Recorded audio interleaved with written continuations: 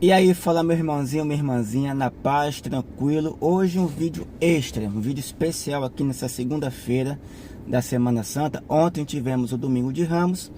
E antes de mais nada, eu convido você a fazer parte deste canal, canal Ser Católico. Segue também no Instagram, @sercatólicoreal. Lá eu tenho memes, lá eu tenho notícias da igreja, tenho um pouco de formação, tenho opinião também. Enfim, você pode ficar à vontade de participar do Ser Católico, beleza? Não esquece de deixar seu like se você gostar, de você divulgar este vídeo, compartilhar onde você quiser. O assunto hoje é o jejum, o chamado jejum do Bolsonaro. O que está acontecendo? O Bolsonaro, nosso presidente da República, ele convocou a todo cristão a fazer hoje, segunda-feira, dia 29 de março de 2021, um jejum pela nação. E, claro, né, as opiniões se dividem. Obviamente, quem não é bolsonarista não vai fazer esse jejum. Mesmo sendo católico ou sendo evangélico, protestante, se ele não é bolsonarista, dificilmente ele vai querer fazer esse jejum, né? Por questões políticas e etc. Mas, enfim, o que eu quero colocar para vocês é o seguinte: como eu digo sempre nos meus vídeos, não sou eu que vou ditar o que você vai fazer ou não. Então a escolha é livre, é sua. Só que alguns pontos eu quero colocar aqui como católico. Por exemplo, esse jejum, a princípio, né, o nome jejum é bem grande lá, ele postou no Twitter também, e nos banners, né, que estão sendo divulgados nas redes sociais, o jejum é bem grande, a palavra jejum chama atenção. Então o católico vê jejum, né, associa logo Semana Santa, jejum, ele já pensa logo o quê? Que ele vai poder fazer esse jejum normalmente. Mas eu quero convidar você a pensar um pouquinho, porque e se nesse jejum também, até nesse jejum, existe uma conotação, uma intenção política? O presidente colocou no seu Twitter que a intenção é libertar a nação, né? Já tem gente colocando contra o comunismo, pela liberdade. E aqui entra vários tópicos, né? Em defesa da vida, ele colocou, né?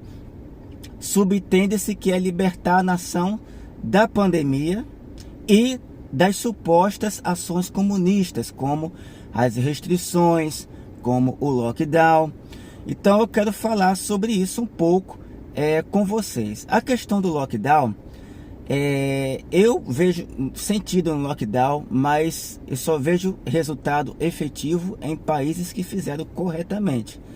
Não adianta você fazer um meio lockdown, não adianta você fazer um lockdown direito, mas não terminar esse lockdown corretamente. Ou seja, você faz um lockdown correto, mas quando libera, você libera tudo de uma vez. Você libera a praia, você libera as pessoas ficarem sem máscara, e aquele lockdown fica perdido. A pessoa fala, tá vendo, tal país fez lockdown e não deu certo.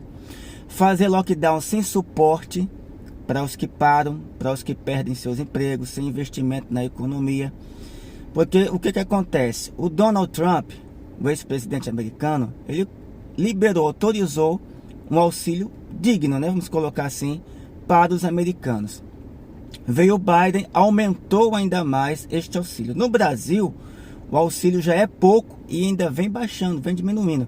Eu quero que você saiba que o Brasil tem 350 bilhões, eu disse bilhões de dólares, eu disse dólares. Quase 350 bilhões de dólares só de reserva nacional, só ali guardadinho. Ou seja, dá alguns trilhões de reais guardados ali. Tesouro Nacional, vamos colocar assim, que numa emergência pode ser usado sim. Então, dinheiro tem para dar suporte aos microempresários. Não estou falando de empréstimo não, é auxílio mesmo digno, mas que ele não libera, entendeu? Por questões políticas. Ele é contra o lockdown. E esses prefeitos e governadores, quando não são do PT, alguns são até da direita, mas não são apoiadores do Bolsonaro. Então todo esse pessoal é qualificado logo como comunista, como ditatorial. Vem a questão da hipocrisia, né? Eles mandam as pessoas fazerem o distanciamento, restrições, mas alguns deles não seguem também. Enfim, é uma questão complexa. Mas que o lockdown feito corretamente, com suporte financeiro para quem ajuda e ajuda muito, é óbvio, né? Porque se eu tenho uma doença contagiosa, mais lógico que alguém não tenha um contato direto comigo. ok? Tem um tempo certo de você fazer o lockdown, enfim, mas fica essa disputa aí, né? Que são os comunistas que estão querendo tirar nossa liberdade, direito de ir e vir. Então o jejum engloba tudo isso daí.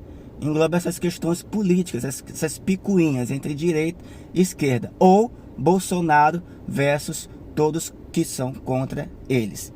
Então você tem que ter noção de que esse jejum tem um cunho político, que é a reeleição do Bolsonaro. Vencer o comunismo, vencer tudo isso, implica em quê?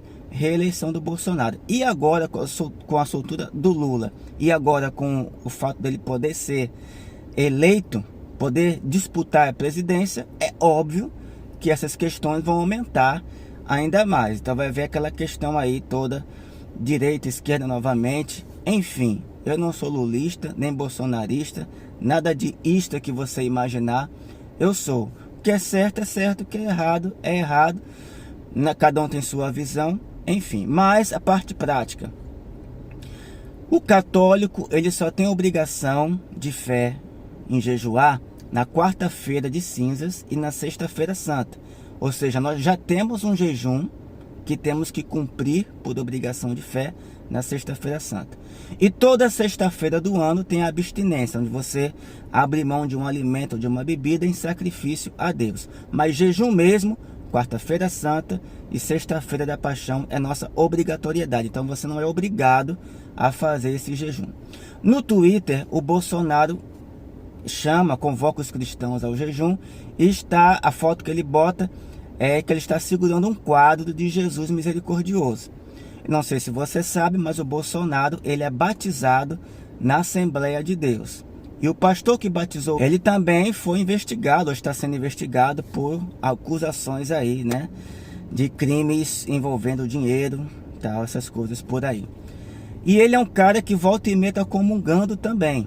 Mas ele é protestante, ele é batizado na Assembleia de Deus. Não se esqueça disso.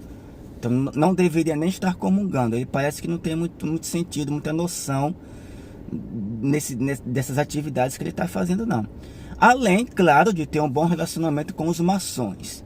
Então, só isso já seria um prato cheio para alguém fazer a caveira de um candidato que não fosse o Bolsonaro. Ou seja, é protestante, é ligado à maçonaria, mas como ele é Bolsonaro, né, quem defende ele vai defender até o final e finge que não vê. Por isso que eu prefiro ter a minha liberdade de criticar quem eu quiser e de elogiar quem eu quiser. Eu não tenho dificuldade em elogiar ninguém, nenhum político, quando acerta e quando erra. Pode ser de que lado que for. E eu tenho essa liberdade, eu não preciso vendar meus olhos, fingir que ninguém comete erros ali, que o Bolsonaro não erra. Eu não pinto esse quadro, não, mas tem gente que pinta. Tem católico que pinta aí, né? São os profetas, né? É muito fácil você ser profeta quando você fala só do outro lado, contra o outro lado. Isso aí, nossa, que coragem, que homem, que sacerdote, que bispo. Mas ele só critica do outro lado. O lado que ele defende não erra.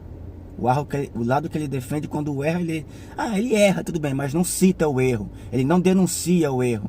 Isso para mim não é profetismo, isso aí é politicagem de altar, politicagem de púlpito, politicagem de microfone. Então, resumindo, você quer fazer esse jejum? Você faça. Agora, o que eu quero é que você abra seus olhos para que você não faça de inocente. Jejum é bom? É claro que é bom. O jejum em si é bom, é proveitoso, é bíblico. A igreja também recomenda o jejum.